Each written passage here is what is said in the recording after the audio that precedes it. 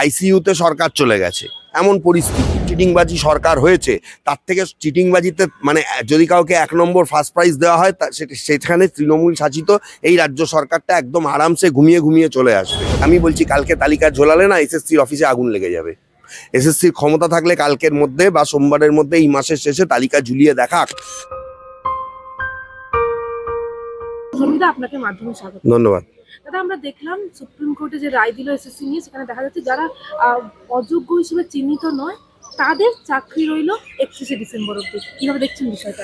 না দেখুন, এই যে বিষয়টা, এই বিষয়টার মধ্যে দুটো বিষয় হয়েছে আমার যেটা মনে হয়, এবং আপনাকে এটাকে সম্পূর্ণরূপে আপনার রায়টাকে যদি আপনি দেখেন, কোথাও কিন্তু সুপ্রিম কোর্ট বলেনি যে 31শে ডিসেম্বরের পর তাদের চাকরি চলে যাবে। বাট ব্যাপারটা হচ্ছে এই রকম যে যোগ্যরা চাকরি করতে পারবে, অযোগ্যরা একেবারেই পারবে না। এবং এই রায়ের সব থেকে যেটা মানে মানে কি বলবো, সব থেকে এটা দুঃখজনক বিষয় সেটা হচ্ছে যে শিক্ষাকর্মী যারা, মানে ধরুন গ্রুপ সি গ্রুপ ডি, বলছে তাদের এখানে এতটাই দুর্নীতি হয়েছে তাদের কারোরই চাকরি থাকছে না। কিন্তু যাদের চাকরি থাকলো আর যাদের চাকরি চলে গেল, এইটা নিয়ে আজকে অনেক রকম কথাবার্তা অনেক জায়গায় আমরা শুনতে পাচ্ছি। কিন্তু আসল গল্পটা হচ্ছে 2.5 বছর ধরে হাইকোর্ট থেকে সুপ্রিম কোর্ট, সুপ্রিম কোর্ট থেকে আবার হাইকোর্ট, মানে মামলাটা যেভাবে এগিয়েছে আবার ব্যাক হয়েছে, আবার লাস্টে সুপ্রিম কোর্ট 4 তারিখ, এই 3 তারিখের রায় এবং কালকের রায়, আলটিমেটলি 26,000 চাকরি চলে যাওয়া, এবং তারপরে রাজ্য সরকার বলছে সে স্বস্তি পেয়েছে।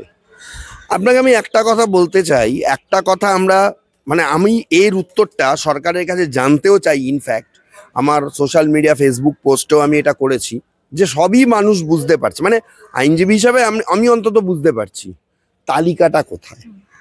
কারণ এই 2.5 বছর ধরে যোগ্য কজন আর অযোগ্য কজন, তার যে তালিকা, সেই তালিকাটা তো সরকার কাউকে দেয়নি, এসএসসিও দেয়নি। সিবিআই বলেছে আছে, তাহলে সিবিআই এর কথা যদি মান্যতা দেওয়া হয়, সিবিআই কি নামগুলো দিয়েছে? এসএসসি কি নামগুলো দিয়েছে? কারণ দেখুন, আপনি একটা 100 জনের মানে একটা কোনো 100 জন কোনো কিছুতে ইনভলভ, আপনি সেখানে বলছেন যে 10 জন ইল্লিগাল, 90 জন লিগাল, এভাবে যদি আমি হিসাব করি, কিন্তু কোন 10 জন ইল্লিগাল?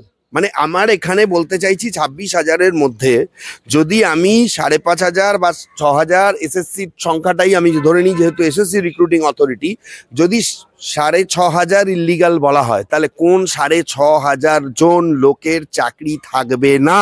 মানে যারা টেন্টেড এবং সুপ্রিম কোর্টের ভাষায় যারা নন টেন্টেড, তাহলে নন টেন্টেডরা চাকরি কন্টিনিউ করবে, টেন্টেডরা করতে পারবে না।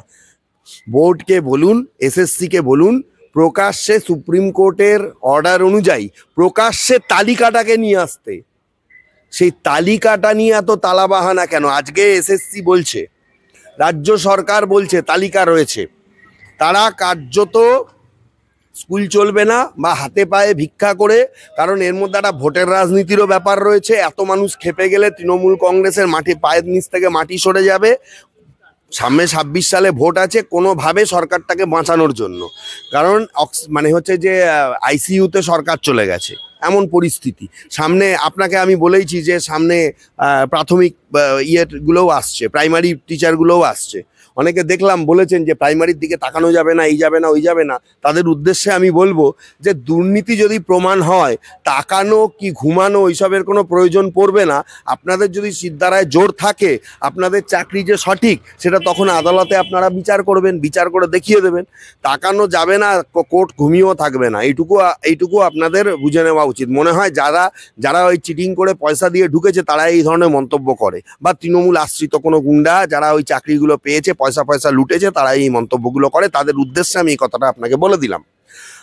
এইবার আপনি যে প্রশ্নের উত্তর চেয়েছেন, সেই প্রশ্নের উত্তর আমি বলবো, এই যে চাকরি যাদের মানে 31শে ডিসেম্বর অবধি, এটা 20 বাও জলে। এই কারণে আরো বড় সমস্যার মধ্যে পড়ে গেল। 31শে ডিসেম্বরের পরে কি হবে কেউ জানে না। রাজ্য সরকার এবং এসএসসিকে নোটিফিকেশন দিয়ে বলতে হবে যে 31শে মের মধ্যে কবে পরীক্ষা নিতে পারবে তার ব্লুপ্রিন্ট দিতে হবে, আর মুচলেখা দিতে হবে, হলফনামা দিতে হবে।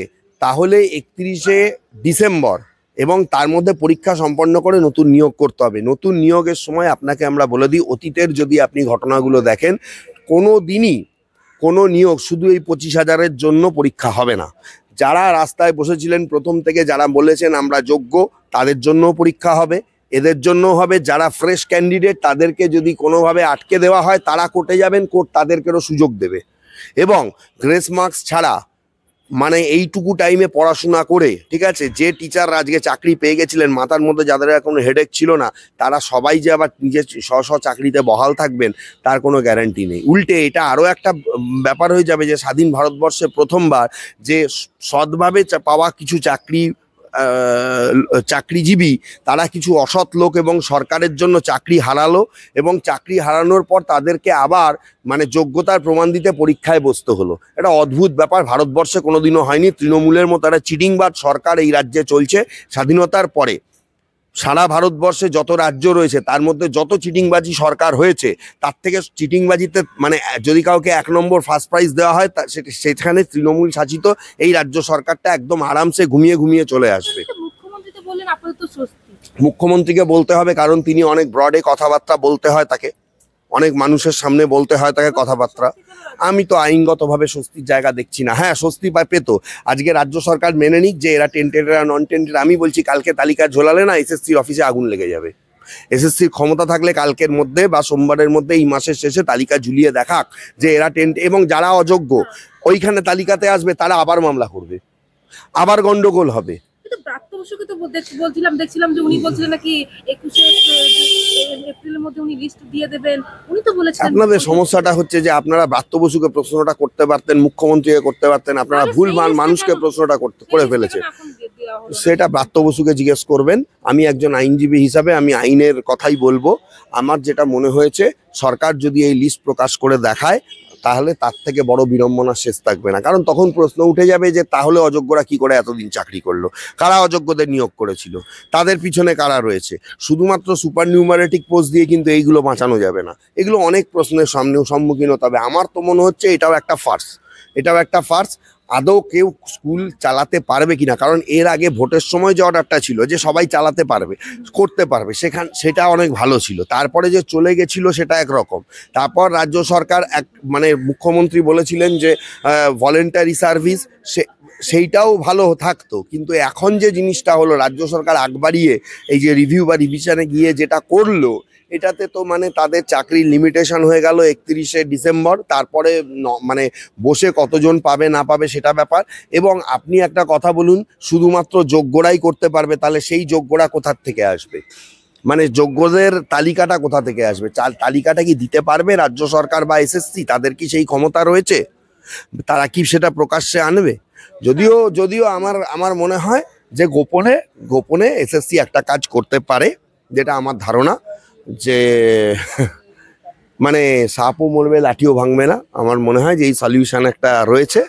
যারা যোগ্য, এসএসসি তো জানে, মিরর ইমেজ টিমের সবই আছে, তাদেরকে SMS করে বলে দেওয়া যে অমুক ডেট থেকে তোমরা স্কুলে জয়েন করে যাবে, এবং যারা অযোগ্য তাদের কাছে কোনো বার্তাই না পৌঁছানো। মানে আমার মনে হয় যে এরকম কিছু একটা করা যেতে পারে। কিন্তু সুপ্রিম কোর্টের অর্ডার মেনে যদি তালিকা বার করতে হয়, কলকাতা শহরে আগুন জ্বলে যাবে, আপনি আটকাতে পারবেন না। মানে মাননীয়, আর আমি কথা বলছি, আপনার সরকারের ক্ষমতা নেই সেইটা আটকানোর। যোগ্য অযোগ্য বিচার আপনি করতে দেননি। আজকে 10 জনকে অযোগ্য এসএসসি বলুক, আপনার সরকার সেটা মেনে নিক। আপনি একদম কেন্দ্রবিন্দুতে আসুন, পয়েন্টে আসুন। কালকে একজন মেহবুবদা বলে একজন চাকরি হারা প্রার্থী, তিনি একটা মানে একটা বড় চ্যানেলে আর কি, স্যাটেলাইট চ্যানেলে তিনি ছিলেন, আমিও সেখানে ছিলাম। তিনি বলছেন যে না, সব কিছুই আছে, যারা অযোগ্য তাদেরকে টার্মিনেট করে দিতে হবে ইমিডিয়েট, সোমবারের মধ্যে মানে সার্টিফিকেট দিয়ে যে তোমরা টার্মিনেটেড, আর যারা যোগ্য তারা অ্যাপয়েন্টেড। আমার মনে হয় মেহবুবদাকেও কালকে আমি বলেছিলাম, আপনার মাধ্যমে আমি আরেকবার বার্তা দিয়ে দিলাম, সরকার এই সব কিছু করতে পারবে না। হ্যাঁ, কারণ পুরোটাই মিলেমিশে রয়েছে। এইভাবে টার্মিনেশন করলে যাকে টার্মিনেশন করা হবে সে গিয়ে চ্যালেঞ্জ করবে, তখন ওএমআর শিটের গল্প আসবে, তখন এরা বলবে যে আপনি ওএমআর শিট কেন দেখাননি, তখন পর্ষদের মধ্যে কারা জড়িত সেই গল্প আসবে, কে করতে বলেছিল, কার টাকা নিয়ে এগুলো হয়েছে সেই গল্পগুলো চলে আসবে। আপনি কি চান, মানে কেউ কি চায়, কোনো সরকার কি চায় এই জিনিসগুলো ওপেন হয়ে যাক, এবং এই জিনিসগুলো ওপেন হয়ে গিয়ে সমস্ত কিছু তার এগেনস্টে চলে যাক? এটা হবে বলে আমার মনে হয় না। গতকাল প্রেস কনফারেন্স করে বলতে দেখা গেল যে এবছরেই হবে সব সমাধান, কোনো ভুল হবে না, এবছরে সব সমাধান। দেখুন আমি মুখ্যমন্ত্রী কি বলেছেন আর রাজ্যের কিছু সংখ্যক মানুষ তার বক্তব্য হয়তো শোনেন, কিন্তু রাজ্যের মানুষ কতটা তার কথা শুনে চলেন আমি জানি না। কারণ হচ্ছে যে চাকরিজীবীরা কিন্তু যখন ওই নেতাজি ইন্ডোর থেকে বেরিয়েছিলেন তারা বলেছিলেন যে মুখ্যমন্ত্রীর কাছে সেরকম আশ্বাসবাণী তারা পাননি, কেন ভলেন্টারি সার্ভিসের কথা তিনি বলছেন। মুখ্যমন্ত্রীকে বলতে হবে, কারণ তার একটা চিটিংবাজ সরকার চলছে এই রাজ্যে, ঠিক আছে। আইসিইউতে সরকার চলে যাওয়া একটা সরকার তার রাজ্যে চলছে, এখনো পর্যন্ত তিনি চালিয়ে নিয়ে যেতে পারছেন, যার জন্য তাকে বলতে হবে। আর কার্যত যদি মুখ্যমন্ত্রী করে দেখিয়ে দিতে পারেন তাহলে আমি বলবো যে হ্যাঁ সত্যি তিনি মানুষের প্রতি দরদি। কিন্তু কিভাবে করবেন তিনি তাহলে সেই একটা কথা রয়েছে না, সত্য সে লুকাস কি বিচিত্র এই দেশ, ব্যাপারটা হয়ে গেছে সেই জায়গাতেই যে কি আর কত কিছু দেখতে হবে। যেটাও সত্য, তৃণমূল আমলে আমাদেরকে আর কত কিছু দেখতে হবে, এটা দেখার একটা মানে বিষয়, একটা আমাদেরকে আর আর আর আমরা কত কিছু দেখব, কত কিছু চোখের সামনে আমরা দেখব। মানে আমি একটাই জিনিস শুধু জানতে চাই, দেখতে চাই যে রাজ্য সরকার সুপ্রিম কোর্টের নিয়ম মেনে যোগ্য অযোগ্যদের তালিকাটা পরিষ্কারভাবে প্রকাশ করলো। অনেকে বলছেন ফেসবুকে এসেছে, অনেকে বলছেন ওয়েবসাইটে এসেছে, ওয়েবসাইটেও দেওয়ার ক্ষমতা নেই, ওয়েবসাইটে কোনো এরকম তালিকা কিছু আসেনি। যদি আসতো তাহলে সেটা সুপ্রিম কোর্টের কাছে কালকে ক্লিয়ার হয়েছে। তো ইভেন কালকেও আমরা একটা শুনতে পাচ্ছি যে কোনো একটা তালিকা নাকি জমা পড়েছে বা পড়বে বা এরকম কিছু একটা ব্যাপার, কিন্তু সেই তালিকাটা কোথায়, কেন সেটা প্রকাশ্যে আসছে না? প্রকাশ্যে আসা দরকার, তাহলেই তো পরিষ্কার হয়ে যাবে দিনের আলোর মতন যে কাদেরকে বলা হচ্ছে কাদেরকে বলা হচ্ছে না। কিন্তু আমার মনে হয় যে সেই তালিকাটা প্রকাশ করাটাও এত সহজ হবে না। সুতরাং রাজ্য সরকার কিন্তু সেই বেকায়দাতেই থেকে গেল বলে আমার বিশ্বাস।